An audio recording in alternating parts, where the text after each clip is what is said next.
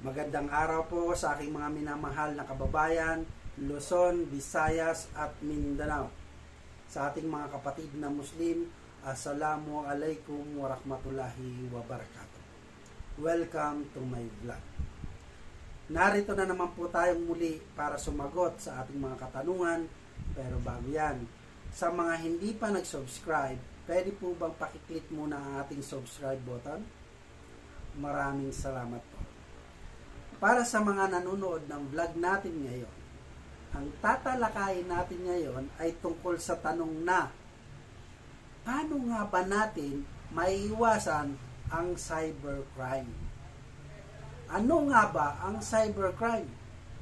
Alam nyo, ito yung mga lumalalang problema natin especially sa ating bansa, no? Ang cybercrime. So, malaking problema ng ating batasyan, no? Ng ating bayan.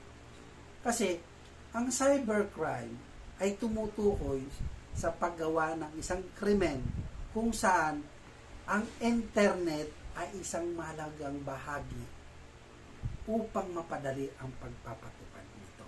Opo. So, internet, ito yung makapagong gamit ngayon. No? Ito yung ginagamit nila, ito yung internet. Kaya dapat talagang anuhin natin ng paggagawa, lalo sa mga anak, ating mga anak, no? Titingnan natin, baka mamaya nagagamit na nila ang mga bagay na ito. No? So, paano mo nga ba ito maiwasan? Alam niyo, paano maiwasan anumang uri? No? Huwag magpaloko. Sabi nga, walang manloloko kung walang magpapaloko. Di po ba? So, pero paano nga ba? Di ba? Alam niyo, ito yung mga isang uri, no? Na dapat huwag kang magbibigay ng kahit anong impormasyon, lalo na sa online. Diba? Lalo po sa online, karamihan yan po yung ginagamit. No? So, huwag magbibigay ng personal information. Yung pangalan nyo, no? Yung identification card details, yung mga SSS, di ba? Ano pa yung mga ano, di ba? Yung driver license. So, hanggat maaari, huwag yung ikakalat o ibibigay sa sino mga may. Yung birth date. Kasi karamihan, no? Ito po yung ginagawang password natin. No? So, gagawing mga PIN code. Ito yung po yung dapat iwasan natin. Tapos yung, pag meron tayo sa bangko, yung bank account details natin, huwag tayong, magbibigay. Yung mga bank account number, no? Account name, or yung OTP. Lalo na yun. Kasi, di ba, ito pa, ano po ba yung OTP? Huwag nyo ibibigay yun, no? Kasi yun talagang susi nila. So, magkaroon, panatilihin natin na magkaroon ng two-factor authentication. Yun dapat ang malaga eh. Or yung second way of securing your account. So, email or backup email. Diba? Kailangan meron kayo pati yung backup cellphone number para nag-notify sa inyo in case may nagbubukas sa account ninyo. Malalaman nyo kaagad yan. Kasi, ito, may gustong magbukas ng account ko. So, malalaman nyo po kaagad yan. So, kailangan nyo yan. So, maglagay po tayo ng ganung klase, no?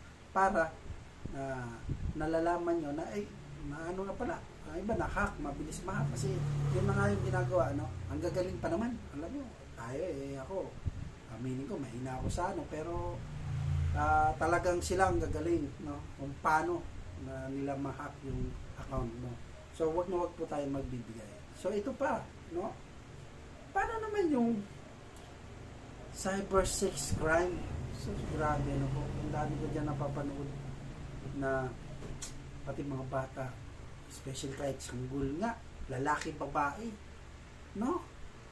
Imagine mo, kayo po lalo sa may mga anak, no? Baka mamaya nagagamit na sila sa mga bagay na ganito.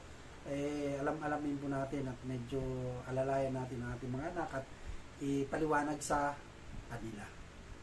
So, bakit nga ba meron ito? Ito na naman po tayo, di ba? Dahil sa kahirapan. Talagang parang, sabi nga nila kagat patalim, no? Wala na akong mapupuntahan, wala na akong parang hindi na siya makagawa ng paraan kung paano. So, kapit patalim. Grabe. Kailangan kumita eh. Kaya papatulan na talaga nila yan. Kaso lang, napakahirap eh, no? At alam nyo, dapat kailangan talaga supin. Bigyan ng magandang, at ito sa mga nahuli, ano? Kasi ang batas kasi natin, pag nahuli na, may kaso pa, kulong pa. Pero dapat, ang gobyerno natin, yung mga nahuli, yung bigyan ng trabaho ang gumagawa nito, yung mga nahuli, yung trabaho, no? Yung bagarang, suportahan natin sila, baguhin ang buhay nila, upang mabigyan ng kasaganahan ang kanilang pamilya. Kasi dapat, kaya nila nagawa yun eh. Di ba? Kasi nga, dahil sa kahirapan.